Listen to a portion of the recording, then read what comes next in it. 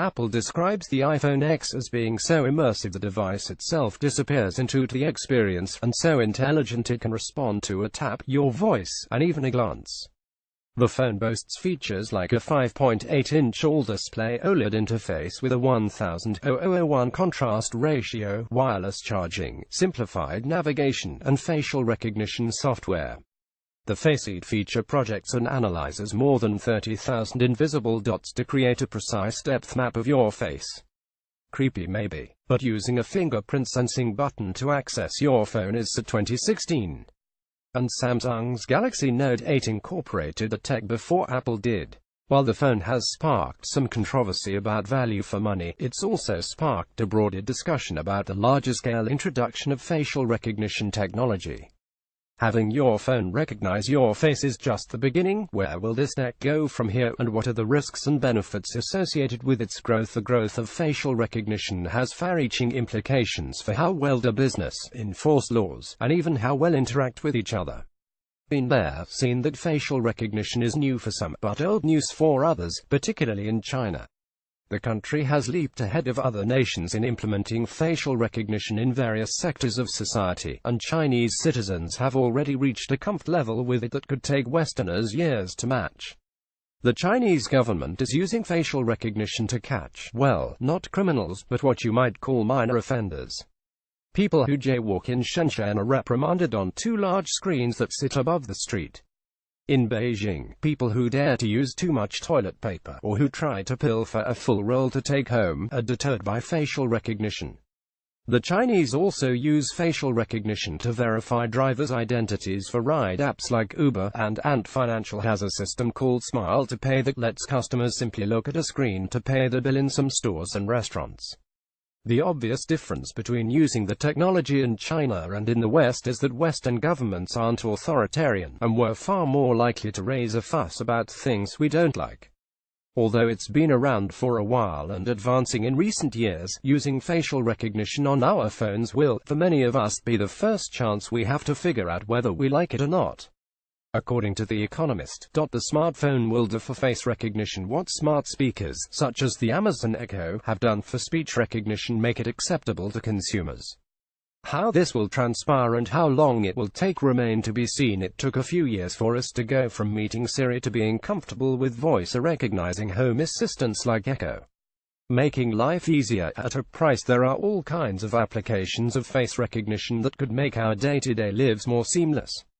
Basically, anything that currently requires a password, PIN number, or other proof of identity could instead rely on our faces. Airlines are experimenting with using face recognition in place of boarding passes.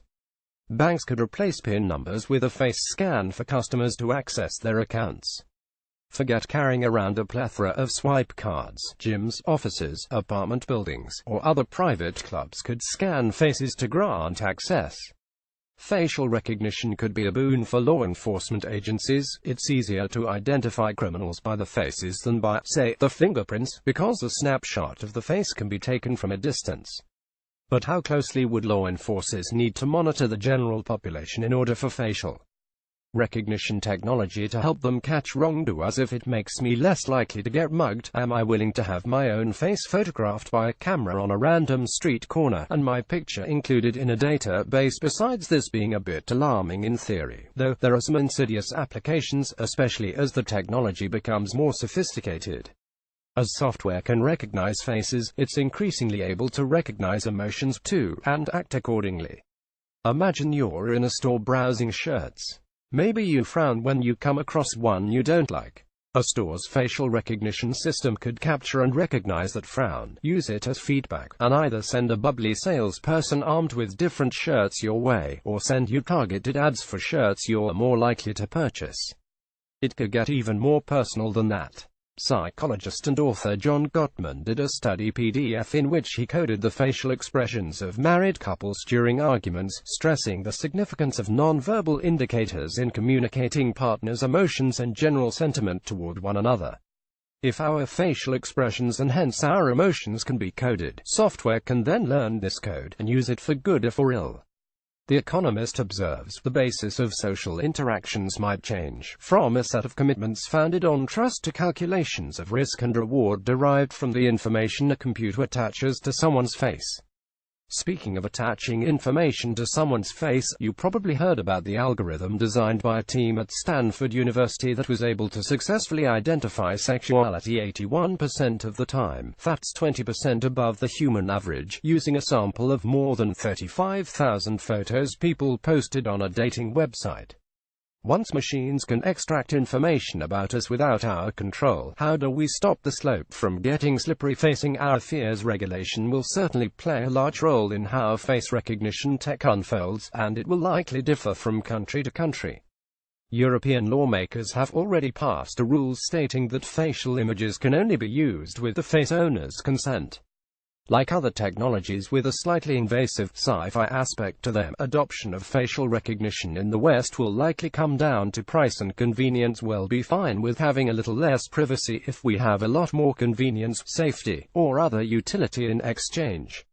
Like wearables and implantables, it may also proliferate for essential medical uses first, then slowly spread to more everyday applications. If you've pre-ordered an iPhone X or you have the Galaxy Note 8 in hand, then consider yourself a pioneer. Stock media provided by Carlos Castilla, Pond 5.